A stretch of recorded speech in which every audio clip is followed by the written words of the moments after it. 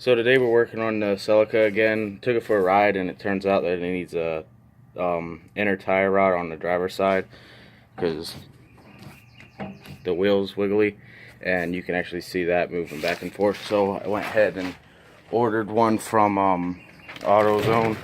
So we're gonna go ahead and put that in today. So go ahead and get to it.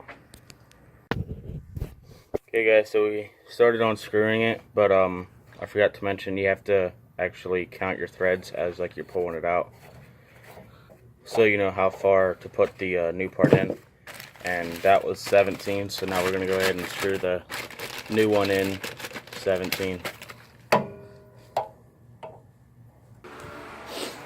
Okay, guys, so we got the inner tire rod on, but had some complications. The outer one was bad too, so I had to go ahead and replace the outer tire rod.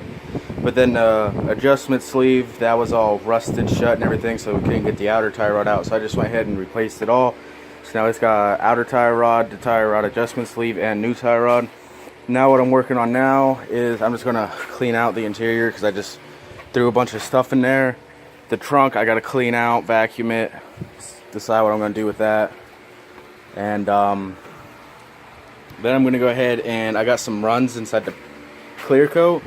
So I have to, right there, it's a little run.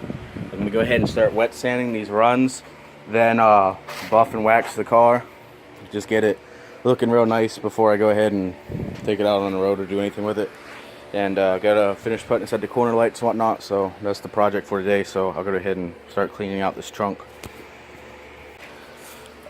Okay, so on the 81 Celica, the 22R, whenever my dad was replacing his manifold gasket, your EGR pipe runs back behind here and back over into the carburetor for excess fumes or something like that.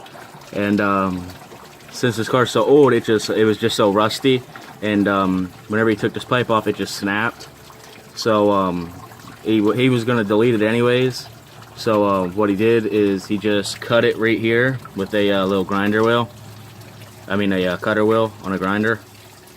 Then stuck a fat enough like screw or like ordeal, shoved it in there, and capped it off with this little aluminum cap, and then put JB water around it. That's gonna go ahead and seal it all in.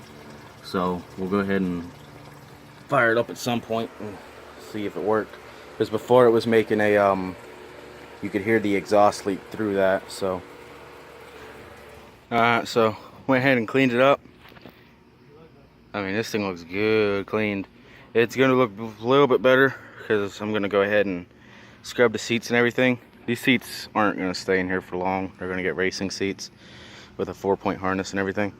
So, but it looks good cleaned up. Now I just gotta clean it off and everything and give it a wash, buff it, wax it. Okay, guys, so I was sitting here editing the video, and turns out a lot of my footage got like corrupted because I recorded this whole video on my phone because I couldn't find my GoPro. So, and I had somebody else film for me, and they turned the camera this way, and if you know anything about editing, you can't turn it back this way. So it kind of screwed me because now all the footage is straight up and down with 2 black bars on the side, and nobody wants to watch footage like that.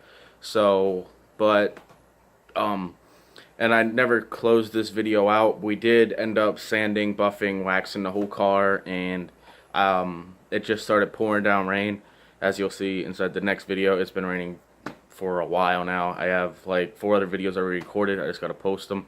But don't forget to leave a like, comment, and subscribe. And with that, I'm out. Peace.